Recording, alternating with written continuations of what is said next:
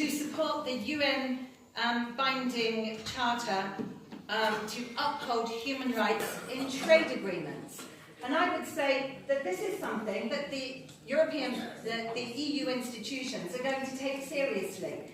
That trade cannot be continued, and trade agreements should not be signed if human rights are going to be abused. And I'm really proud that the EU is doing that, but actually my country back home and my government in the UK is not interested in human rights. So this is the place where human rights can be upheld best, the European Parliament. I'd like to speak about some of the people who don't have a voice. I work on women's rights, I work on children's rights, and women's rights, women victims of violence, both physical violence but also psychological violence in Kashmir, is really, really serious. And if you go to Kashmir, if you meet the people who are the victims of the violence, then you see the real impact on them. And this includes the half-widows that I met in Mufazzarabad, who do not know where their husbands are. They are the victims of this situation. They don't have a voice, and they sit there and they are waiting to find out whether or not their husbands are still alive. They do not know where they are. There is also the practice of braid chopping. So Indian military soldiers have been subjecting Kashmiri women to a very undignified process, a very undignified practice, which is to chop their braids. And this is all about demeaning the women. These things are happening, and if you go and meet with the women, you will see it and hear it for yourself. And I think that's important, that we speak about things because we make the journey, we make the effort, we find out. And these things, your report is really, really important, madam, but it still doesn't tell the whole story. And the whole story is because many people have not got a voice. Women and children become the victims, the first victims, the most persistent victims of all conflict in the world. So I want to say I will always speak up for those victims, and we need more, to have more people speaking up about those innocent victims who are victims of violence. Danke, Frau Kaval. Jetzt habe ich noch auf der Liste den Herrn Tanner, den Herrn Simon. That was expressed for the report that the Office of the High Commissioner for Human Rights produced on this very complex and very long-standing situation in Kashmir. What I would like to say is that this is only the first report on the human rights situation, and it was limited in scope. Madam Ward mentioned that the victims' voices are missing from our report. And I would actually agree with her. I think this is a valid criticism, and we regret very much that we were not able to cover directly the human stories of suffering. But this is the reason why our recommendation was made to the Human Rights Council that it should consider establishing an independent investigation, because we don't have the means to do this. One side or exonerating another side, that is unworthy of this institution, and it is unworthy of the seriousness of the violations and abuses that we're talking about. I speak on behalf of the hundreds of thousands, the several hundreds of thousands of people of Kashmiri origin who live in my constituency in the West Midlands, and I speak from a unique and great democratic institution that represents people across boundaries in a way that's never been done in the world before. And the message, which is what we should be focused on here, is a very simple one.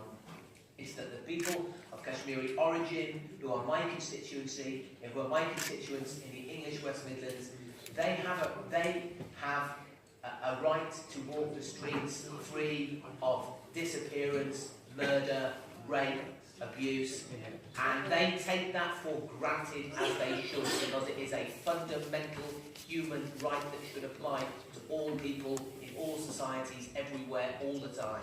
And the same rights should apply to their cousins and their uncles and aunties, their parents and grandparents in Kashmir. The right simply to live freely in peace, not to be murdered, not to be stolen, not to be raped, not to be tortured. And this great democratic institution, along with the United Nations, another great democratic institution, now says for the first time, clearly and unequivocally, there is a line in the sand, and it has got to stop, and it has got to start stopping now. And that's why, simply to say, oh, don't blame India, is a pretty shameful response.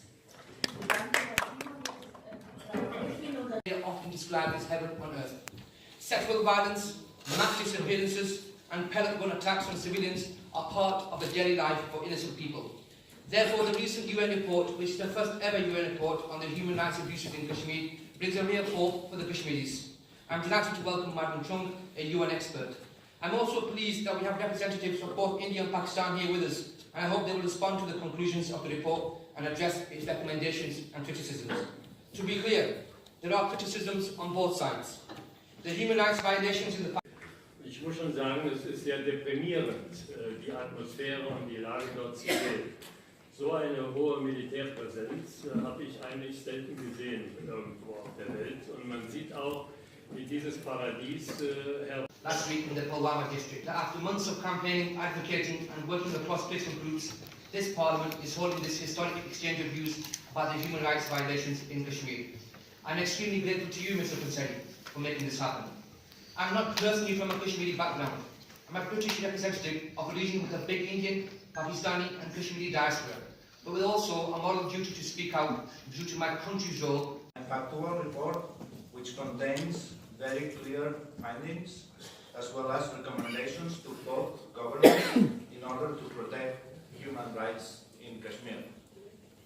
For enforced or involuntary disappearances, little movement towards credibly investigating complaints, including into alleged sites of mass graves in the Kashmir Valley and Jammu region. Freedom of expression has been restricted as authorities responded with suspension of mobile networks and the internet for long periods in 2016, intimidation of the media, and targeting of human rights defenders. Periods of communication blackouts have continued in 2017 and 2018.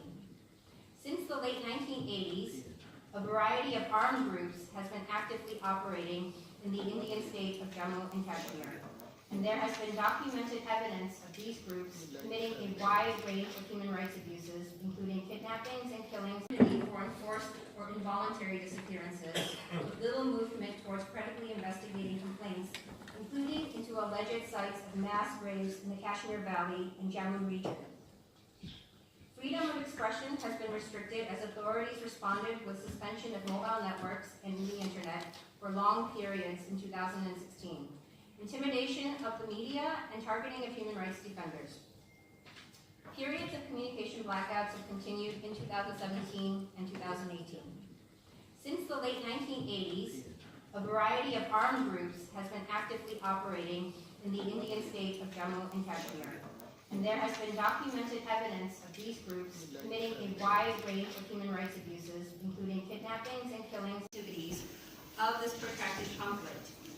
However, the violations and abuses of international human rights and violations of international humanitarian law that have been occurring known for many years. I'd like to pay tribute to Wajid and Antonio, and because, like Sean, I represent a region with hundreds of thousands of Kashmiri in the diaspora, 11 years for us to come to an exchange of views. I'm delighted that I am actually joined in this house by an MP and a councillor from my region, Afsar Khan and Yasmin Dar, because we are trying to work in my region at every level of politics to find a solution to something that was brought to me a decade ago in Oldham Town Hall at 7 o'clock on a Friday night by women and children showing pictures